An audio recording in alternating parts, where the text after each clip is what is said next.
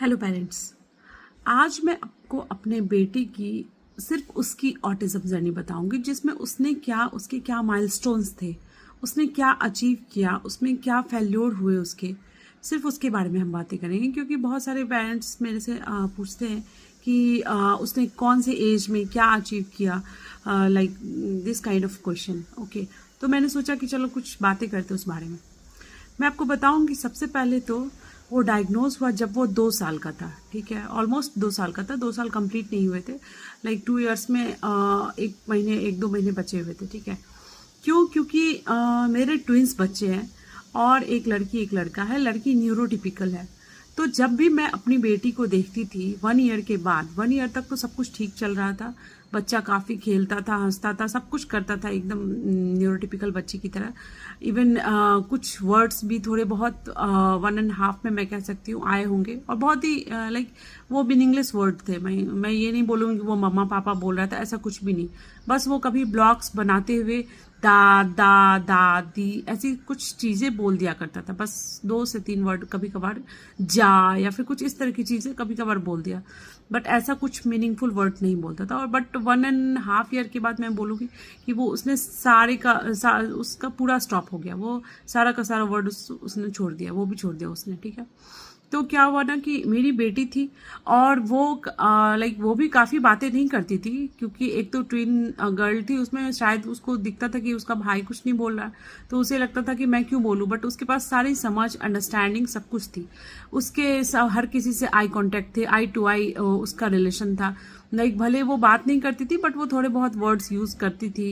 एकदम लाइक लगता था कि हाँ, वो सब कुछ सीखना चाहती है, हर चीज़ पर अटेंशन देती है। कोई उसका नाम बुलाता है तो वो फटाक से देखती है इधर उधर।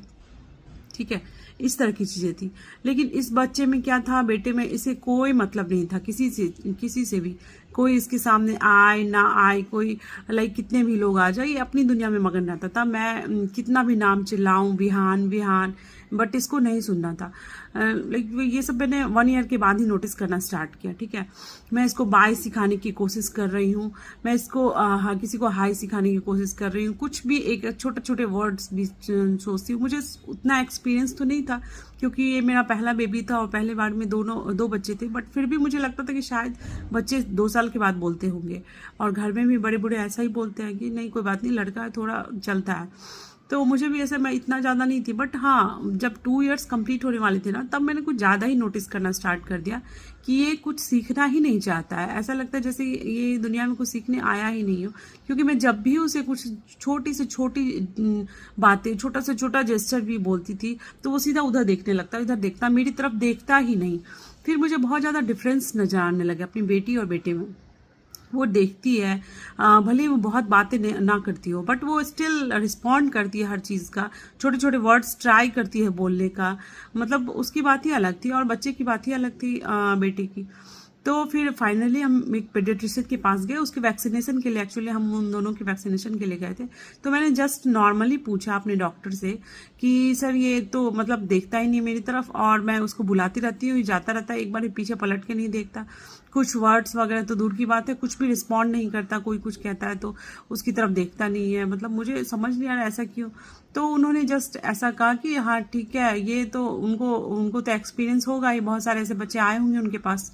तो उन्होंने जस्ट बोला कि आपको ये आजकल कुछ बच्चों में ये प्रॉब्लम होने लगी है कि वो अपनी माँ को भी आई कांटेक्ट नहीं देते हैं, तो आप एक बार न्यूरो डेवलपमेंटल पेडियाट्रिशियन से मिलो या न्यूरो सर्जन से मिलो जाके।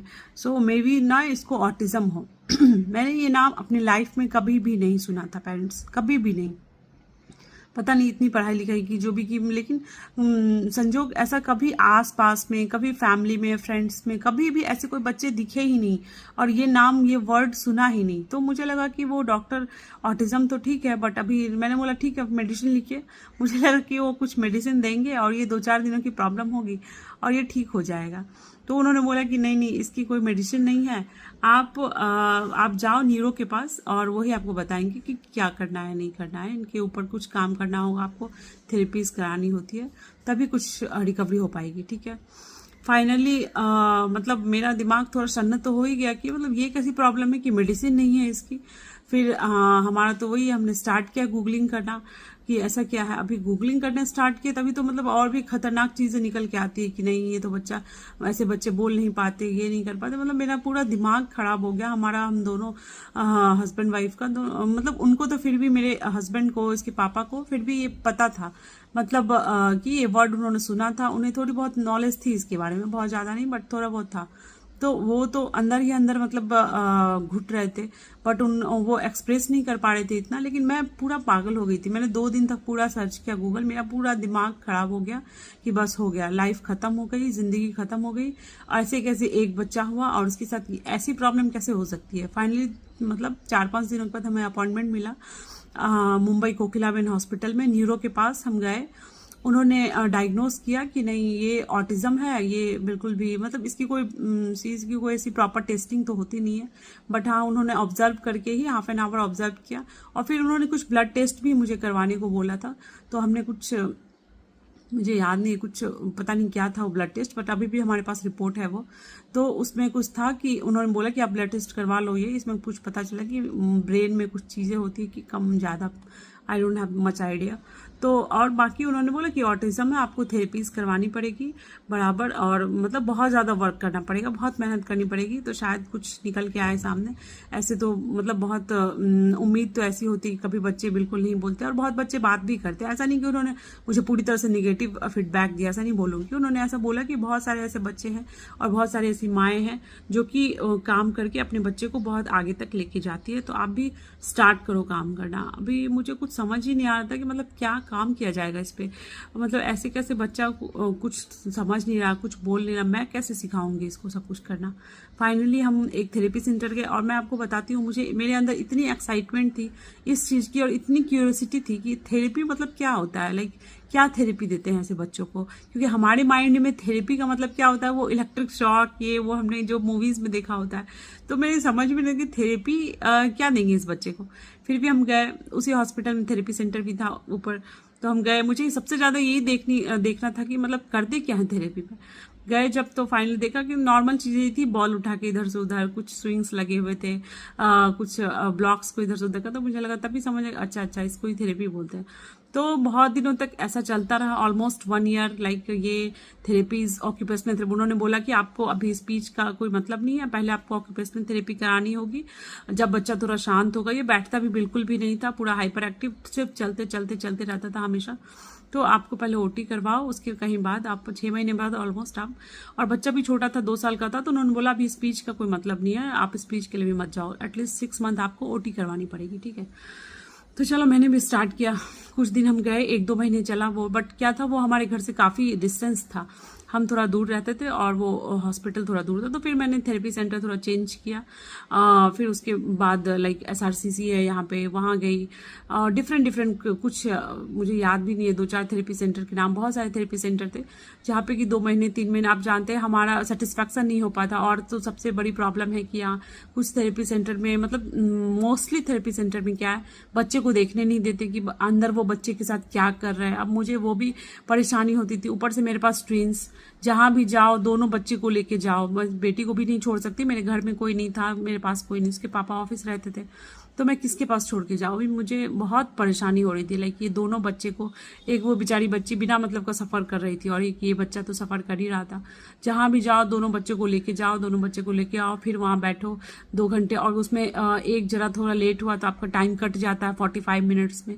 अगर मैं, और मेरा तो मोस्टली ऐसा ही होता था कि मुझे लगता है मुझे 30 या 35 मिनट की मिलती होगी टाइम, क्योंकि मैं हमेशा लेट हो, कितना भी कोशिश कर लूँ बट मैं लेट हो ही जाती थी। मतलब मैं चाहे पास के थेरेपी सेंटर हो या दूर के हो, ये मेरी प्रॉब्लम थी।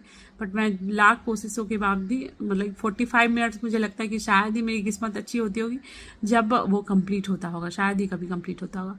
फिर ये चलता रहा ऑलमोस्ट 6 मंथ, या मैं बोलूँगी 8-9 मंथ्स चला थेरेपी का। तब तक बहुत डिप्रेशन, बहुत, जब भी थेरेपी सेंटर से आए तभी शाम को होता था कि बैठ के रोऊं, क्या करूं नहीं करूं, कुछ समझ नहीं आता। वहाँ भी धीरे धीरे हमने 6 मंथ 6 मंथ के बाद स्पीच पे मूव किया, 1-2 स्पीच थेरेपी सेंटर ज्वाइन किया। वहाँ भी मैं हमेशा ये पूछते रहती थी कि मतलब क्या आपको लगता है क्या थेरेपिस्ट से कि क्या ये कभी बोलेगा, आपको लगता है कि क्या ये कभी बोलेगा। किसी ने बीच में होम्योपैथिक रिकमेंड कर दिया, वहाँ भी गई, 2-3 होम्योपैथिक डॉक्टर के पास गई, वहाँ भी जाके सिर्फ एक ही क्वेश्चन कि आपको लगता है कि ये बोलेगा। वो लोग यही बोलते थे कि हाँ हाँ बोलेगा, बट आप ना काम करो। बट क्या काम करो, उन्होंने वो कुछ बताना जरूरी नहीं समझते थे। इवन स्पीच थेरेपिस्ट भी सिर्फ यही कि हाँ आप जो है ना इसका ओरल मोटर करते रहो, घर पे भी थोड़ा टंग निकलवाने की कोशिश करो, और लाइक थोड़ी बहुत आप वर्ड्स दो इसको। मुझे समझ ही नहीं आता था कि मैं कैसे इसको मतलब वर्ड्स कैसे इसके बढ़ाऊं, ये तो कुछ भी समझता ही नहीं, कुछ सुनता ही नहीं, कुछ ध्यान ही नहीं देता, मेरे बोलने से कैसे ये वर्ड बढ़ेगा। बट वो धीरे धीरे ना इधर, और एक साइड क्या था बाहर थेरेपी सेंटर, और थेरेपिस्ट इतना नॉलेज देते ही नहीं है, मतलब आप कितना भी क्वेश्चन पूछ लो उनका एक ही जवाब रहेगा कि नहीं आप करते रहो, अभी तो आपने स्टार्ट ही किया है, अभी तो शुरुआत ही है, ये यही घिसा पिटा जवाब देते हैं। तो फिर घर पे रिसर्च शुरू हुआ, गूगल तो है ही हमारे पास, बहुत सारे रिसर्च बुक, ये वो बहुत सारे बुक्स पढ़ा मैंने, मूवीज देखी, कई सारे मूवीज है इस पे। अभी भी मैं न्यूली डायग्नोज पेरेंट्स जो होते हैं उनको बोलते हैं कि प्लीज आप पहले ना कुछ बुक्स पढ़ो, कुछ मूवीज देखो, सो दैट कि आपको आइडिया हो कि एक्चुअली ये ऑटिज्म है क्या। क्योंकि बहुत सारे लोगों को मैंने देखा कि वो 4 to 5 years के बाद भी मतलब काफी क्लूलेस हैं, बहुत सारी चीजें हैं जो उनकी समझ में नहीं है कि वो अच्छा ये ऐसा होता है, जिसमें इस जर्नी में वो 5 years से है ऑलमोस्ट। बट फिर भी इसलिए ना आपको बुक्स पढ़ना बहुत जरूरी, बहुत अच्छी अच्छी बुक्स लिखी गई है, बहुत अच्छे अच्छे लोग हैं। इवन हमारी एक टेम्पल ग्रैंडिन नाम की लेडी है जो कि यूएस में रहती है, वो इवन आज वो 77 years की है, she was high functioning autistic lady, okay. और उन्होंने बहुत कुछ अचीव किया अपनी लाइफ में, बहुत कुछ लाइक जो एक न्यूरोटिपिकल लोग भी शायद इतनी आसानी से अचीव ना कर पाए, और ऐसे बहुत सारे लोग हैं। तो इसलिए आपको ना बुक्स पढ़ना बहुत जरूरी। तो वही चलता रहा मेरा, बुक्स गूगलिंग करना, रात भर जगना, कितनी रातें काली की हमने कि मतलब अभी आयुर्वेद में कुछ ये ट्रीटमेंट है क्या, एलोपैथ में। ऐसा लगता था कि ना कुछ कुछ तो ऐसा होगा, कुछ तो ऐसा है जो मैं ढूंढ लूंगी, शायद किसी और ने नहीं ढूंढ पाया और मैं ढूंढ लूंगी उसको। बट हाँ, इस चक्कर में हुआ क्या, थोड़ी नॉलेज भी बढ़ी, बहुत कुछ समझ में आया जो कि बाहरी समझ नहीं आ रहा था। मुझे समझ आया कि ओटी क्यों होता है, स्पीच में ओरल मोटर क्यों मसाज करते हैं, मतलब मुझे लग रहा था ये जस्ट एक ऐसे ही है, इससे क्या होगा, इससे क्या होगा, कुछ समझ भी नहीं आ रहा था। बट हाँ, सब कुछ पढ़ते ना बहुत सारा चीज़ों के लिए माइंड खुला कि अच्छा ये चीज़ इसके लिए होता है, ये चीज़ इसके लिए होता है। फिर ऑलमोस्ट वो 3 years का होने ही वाला था, क्योंकि 1 year तो ये सब चीज़ों में चली गई, कभी डिप्रेशन, कभी रिसर्च करना R&D में। तो फाइनली 3 years के बाद ना लाइक मुझे लगा कि थेरेपी बहुत मुश्किल है मेरे लिए, सेंटर जाना, क्योंकि मैं काफ़ी परेशान हो जाया करती थी। मेरा 2-4 घंटे इसमें रेडी होने में, जाने में, आने में, फिर आने के बाद फिर दोनों को बच्चे को ठीक ठाक करना, उसको खाना खिलाना, उसको रेडी करना, मतलब मेरा सारा टाइम इसमें चला जा रहा था। और उसके बाद डिप्रेशन तो रहता ही है, एग्जॉस्ट अलग हो जाते हैं हम, तो कुछ काम उस टाइप से हो नहीं रहा था। बट हाँ, इतना पढ़ के ना मुझे अंदर में ये समझ आ गया था कि अच्छा मुझे इसको कैसे सिखाना है, घर पे भी कैसे सिखाना, और ये 40 मिनट्स से कुछ नहीं होने वाला है। फिर मैंने लाइक 3.5 year तक ये सब चलता रहा। बट हाँ, मैंने मतलब 3 का जब हुआ ना तो मैं बहुत कॉन्शियस हो गई। वो 1 साल गए मेरे डिप्रेशन के, रोने के। फिर मैंने सोचा कि अब मैं नहीं रोऊंगी, और अब ये डिप्रेशन में रहने से कोई फायदा नहीं है, अभी ना खुद से इसके ऊपर कुछ करना होगा। फिर मैंने लाइक कुछ थेरेपिस्ट ऐसे थे ऑनलाइन में जिससे मैंने कांटेक्ट किया, किसी ने बताया, उनसे कुछ होम प्लान वगैरह लिए, और फिर उन्होंने कुछ मुझे सजेस्ट किए कि इसकी स्पीच पे कैसे एक्चुअल में कैसे वर्क किया जाए, सिर्फ वो लाइक जाने आने से या फिर वो ऐसे ओरल मोटर से, सिर्फ उससे नहीं होगा। तो मैंने क्या किया, मैंने अपने घर, पहले तो मैंने उसको बहुत परेशान किया, मैं यही कह सकती हूँ कि उसके मुंह से कुछ एक बार 2 या दे दो निकलवाने के लिए, बस एक बार कि किसी भी तरह वो बोल दे, एक बार बोल दे। मैंने बहुत कोशिश की, बहुत उसको पानी के लिए, उसके फेवरेट टॉयज के लिए उसको बहुत मतलब परेशान किया, 2-4 दिन 10 दिन बहुत ज़्यादा। फिर उसने ना एक दिन ऐसा हुआ कि शायद उसको लगा कि अभी बोलना ही पड़ेगा, कोई चारा नहीं है, उसके मुँह से 2 निकला। जैसे ही उस दिन से मैं बोली, जिस दिन वो 2 निकला उस दिन से उसकी शुरुआत हो गई। वो 2 1 महीने के बाद दे दो पे आया, दे दो। फिर वो मैं समझ गई, वो पैटर्न मुझे किसी ने बताया, मैं समझ गई कि अच्छा इस पैटर्न में कि आप जब भी वो एक वर्ड बोले हमें 2 वर्ड पे जंप करना है। पहले तो मुझे बहुत टफ लगता था, डिफिकल्ट लगता था कि मतलब वो जाता ही नहीं था, वो 2-2 4-4 महीने उस पर ही मतलब अटका रहता था। बट हाँ, एक बार जो स्टार्ट हुआ उसका 2 दे दो, तो फिर मैंने क्या किया, उसको ऑब्जेक्ट आइडेंटिफिकेशन पे पूरा ध्यान दिया। मैंने घर के सारी चीज़ों, चाहे वो छोटी से छोटी चीज़ मेरे घर पे चेयर हो, टेबल हो, सोफा हो, टीवी हो, एसी हो, फैन हो, उसके स्लीपर्स हो, शूज हो, मैंने सबके फोटो निकाले, सबके प्रिंट आउट निकाले, सबको लेमिनेट करवाया और फिर उसको डेली बैठ के टेबल टॉप पे आइडेंटिफिकेशन करवाती थी। डेली एटलीस्ट 10 कार्ड लिए, और फिर ये क्या है, ये है सोफा, ये क्या है, ये है टेबल, ये क्या है, ये है चेयर। मैं आपको बताऊंगी, मेरे पास आज भी वो सारे कार्ड रखे हुए हैं और मैं उस पर भी एक वीडियो बनाऊंगी कि ऑब्जेक्ट आइडेंटिफिकेशन कैसे करवाते हैं। ठीक है, ये कर करके मतलब बहुत आई थिंक 4-5 महीने करते करते ना उसके वर्ड्स आने लगे, वो बहुत सारे वर्ड्स मतलब वो समझ गया। फिर हम उसको लाइक रियल थिंग्स से उसको मतलब करवाते थे आइडेंटिफिकेशन की चलो touch chair, touch sofa, touch board, touch TV, अच्छा जाओ टीवी को टच करके आओ, अच्छा सोफे पे बैठ जाओ, ये वो कर करके ना उसके दिमाग में पूरी तरीके से बैठा दिया कि अच्छा ये चीज़ है, ये चीज़ है। और अदर देन दिस वो मम्मा तो बोलता नहीं था, उसकी मतलब स्पीच क्लैरिटी भी बहुत बहुत टाइम के बाद आई। तो उस टाइम तक तो थोड़ा बहुत वो बब्बा ये वगैरह मतलब माँ उसके मुंह से बहुत मुश्किल से निकलता। तो मैंने उसके लिए बहुत प्रैक्टिस करवाई, उसको मिरर के सामने बैठ के ऐसा ऐसा करके मैंने बहुत प्रैक्टिस करवाते करवाते फाइनली एक दिन उसने मम्मा बोलना स्टार्ट किया। वो दिन शायद मैं बता नहीं सकती कि मुझे कितनी खुशी हुई थी कि जो उसने मम मम मम मम मम ऐसा बोलना स्टार्ट किया। और फिर उसके बाद कुछ दिनों के बाद उसने मम्मा बोला, बट वो मम्मा ठीक था, तभी तो बहुत खुशी हुई, बहुत अच्छा लगा। बट फिर भी वो मम्मा ऐसा नहीं था कि वो मुझे कॉल करे फिर कुछ बोले, ऐसा नहीं, वो एक ही लाइन में कुछ बोल देता था, मम्मा ऐसा कुछ भी, मम्मा सोफा, मम्मा पानी। मतलब ऐसा लग रहा था कि वो मम्मा भी एक वर्ड है उसके लिए, ना कि वो मुझे कॉल करता है। बट हाँ, कहीं ना कहीं उसके अंदर तो उसे पता ही था, उसे समझ आया। मैंने अपने वॉल्स पे पूरे वॉल्स पे जितने हो सकते थे अपने हमारे अपने घर के फैमिली के लोगों के फोटोज लगाए, डेली उसको दिखाती थी ये कौन है मम्मा, ये कौन है डैडी। इवन वो उसको उन बच्चों को तो खुद की आइडेंटिफिकेशन में नहीं होती कि वो कौन है, उसका क्या नाम है, मैंने उसकी फोटो भी लगाई। ये कौन है, विहान। ठीक है, ऐसा कर करके ना उसे इतना समझ आया कि ये मम्मा है, ये डैडी है, ये विहान है। और मैंने उसके बहुत सारे वर्ड्स बढ़ा दिए, वो हो के वर्ड कर करके वो ऑलमोस्ट लाइक मुझे लगता है कि 4 का हो रहा होगा, तभी इसके सारे वर्ड्स आ गए थे। जो भी वर्ड्स वो वर्ड्स पहचानने लगा था, वो खुद ही फ्लैश कार्ड निकाल देती थी मैं उसको, जब उसने पूरा सीख लिया। बहुत दिन करवाते फिर मैंने बहुत सारे स्टिकर बुक्स आते हैं बहुत सारे, फिर मैंने ट्रेसिंग कराना स्टार्ट किया, उसको सेंसरी प्ले करवाती थी, उसका ओरल मोटर करती थी, उसको मिरर के पास बैठा के बहुत सारा ब्लोइंग कराना, सकिंग कराना, टंग को मूवमेंट करवाना। और लाइक घर पे जो भी मुझे लगता था कि उसको लाइक कुछ भी नई चीजें है ना, तो मैं उसको बताऊं कि इसका क्या नाम है, इसका क्या नाम है। ये सब कर करके ना उसके वर्ड्स पूरी तरह से आ गए थे और वो कंफर्म हो गया था कि इसे ये वर्ड बोलते हैं, ये वर्ड। फिर वो 1 वर्ड में बोलने लगा। फिर मुझे आया मेरे सामने चैलेंज कि अभी 2 वर्ड कैसे ऐड करूं, कि पानी दे दो, खाना दे दो, ऐसे कैसे ऐड करूं। ठीक है, तो मैंने इस पे भी काम करना स्टार्ट किया। मैं उसके बाद मैंने उसके 1 वर्ड से ना उसको 2 वर्ड पे लाने का मैंने ट्राई करने लगी कि चलो मैं अब 1 वर्ड पे मैं नहीं सुनूंगी, और 1 वर्ड पे उसको मैं हर बार जैसे ही वो 1 वर्ड बोलता मैं उसको 2 वर्ड देती। बोलो पानी दे दो, खाना दे दो, बाहर चलो, उठो, सोफा पे बैठो, ऐसा सोफा बैठो, ऐसा बोलता था, सोफा बैठो, चेयर बैठो मम्मा। मतलब ऐसा कर करके ना वो 1 से 2, 2 से 3, 3 से 4 ये कर करके मैंने उसको लाइक एक सेंटेंस पे लेके आई कि मुझे पानी दे दो मम्मा, मुझे पानी चाहिए, ऐसा बोले वो। लाइक वो अगर 1 वर्ड बोलता, 2 वर्ड बोलता, तो मैं उसको पहले बोलूँ पूरा सेंटेंस बोलो।